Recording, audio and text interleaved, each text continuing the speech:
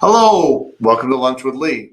Today we're talking about dryer vents and specifically it's a very specific problem that some people have and they get water in their actual dryer vent. And for some people, they're doing the same thing I am, kind of like, whoa, okay, what? That's never an issue for us. And it very well may never be.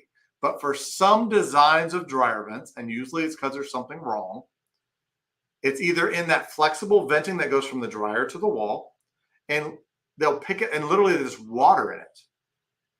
Or in some point in the vent, there's either a low point, they'll start to get water.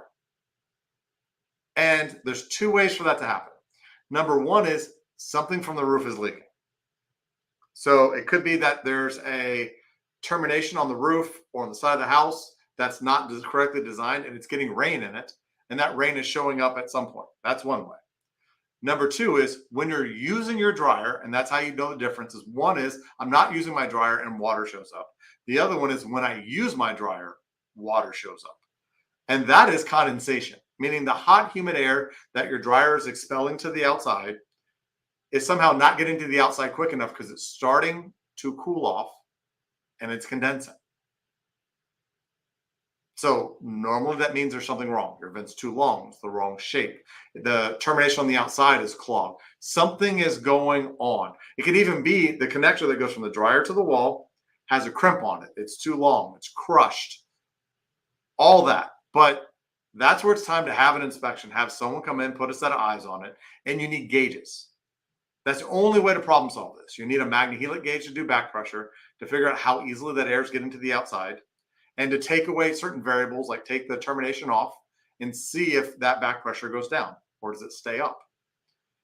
To measure the back pressure of the connector that goes from the dryer to the wall to see if that is where the resistance is happening. That's where the air is slowing down. What's going on? Sometimes it's as simple as cleaning it. It's clogged. We actually clean it out. And then suddenly you get great airflow and all that stops. But there can be other design flaws. So if that's happening, if you're getting moisture, and you shouldn't, in the connector, in the vent, anything like that, it's time to call somebody. We need to go up on the roof or on the side of the house, figure out if that's the issue. Figure out, with gauges, how much airflow you have, what your back pressure is. Let's actually figure out what the problem is, fix it permanently. Because a lot of companies are going to come clean it, say, okay, it's clean. You're going to assume that's a solution, and it doesn't work. So let's find the actual problem and let's fix it. That's our goal. So that's it for today. Please share this, like it. There may be someone who has this problem that you can help by sharing it to them. Make a comment. If you agree with me, don't agree with me, let me know. Thanks, and I will see you next week.